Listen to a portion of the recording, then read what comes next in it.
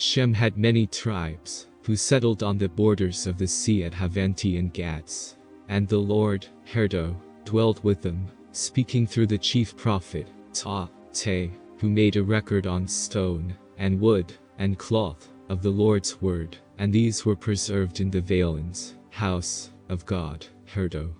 And when Ta was old, and died, the mantle of the Lord's gifts fell on Ta's son, who also had power to hear the voice.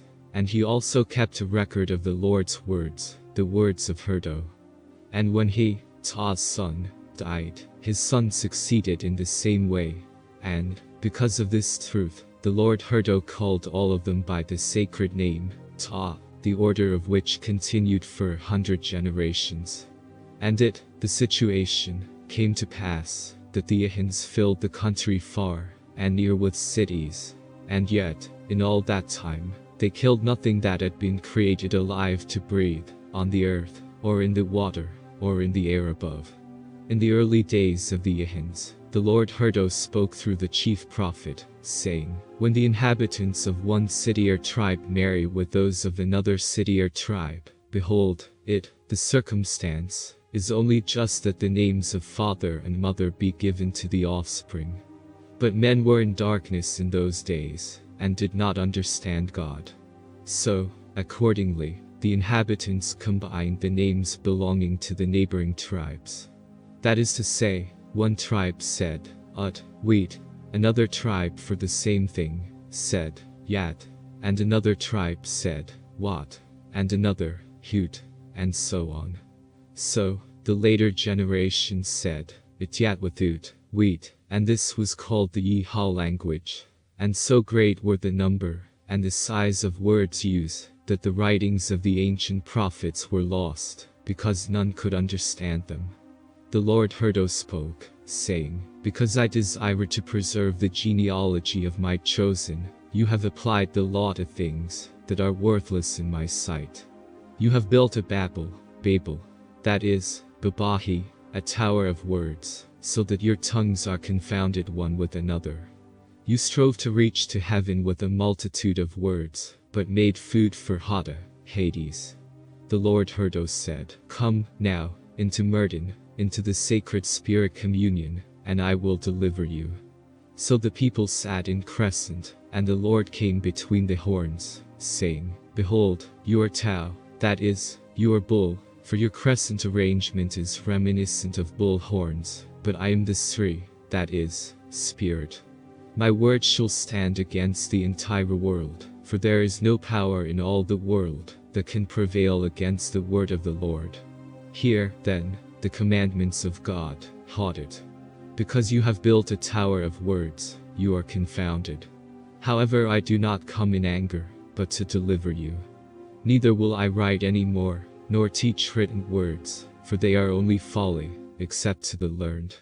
By spoken words I, Herdo, will teach, and you shall repeat after me. And these shall be sacred words to the end of the world. So the Lord Herdo taught orally in the temple, face to face with the people, and they learned the words and their meaning. And those who learned the best, the Lord Herdo named Ritvich, or ritual priest, which is to say teacher of sacred things, because he made them teachers over others. The Lord said, because you have confounded the language of the ancients, I will give you a new language, and it shall be Vede, that is, perfect, against all my enemies, nor shall any man any more meddle with the words I give. Herdo, the Lord, said, love your Lord God only, and with all your soul. Turn your face away from the angels who come to you, they are the emissaries of Anramanius.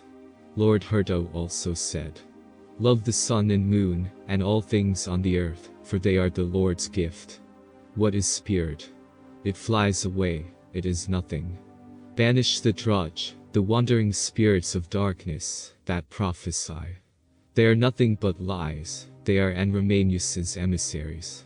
Learn to prophesy by the sun, and by the moon and by the stars. They tell no lies. The Lord Herdo then gave the signs of zodiac, the horses, cows, lions, sheep and birds, that rule upon the earth, and upon the winds of heaven, and on the heat and cold, and the sun, moon and stars, and spring, summer, fall and winter. But these things are omitted here in this book, because they are known in mortal histories to this day. The Lord Herdos says in this day, the Cosminier, Behold, O man, in the time of Osiris, I, the Lord, raised up many philosophers on the earth, and inspired them not only to fulfill the legends of the ancients, but also to write books of disputation, in order to turn man's mind away from the consultation of familiar spirits.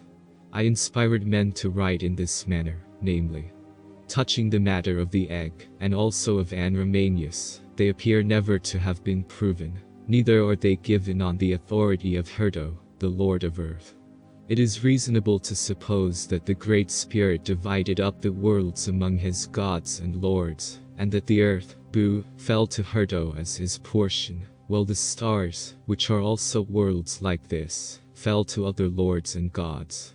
But as for evil gods, like Anramanius, who has ever seen one? As for Herdo, the Lord, I, immortal inspired by him, have seen him myself, and so have thousands of other honest prophets.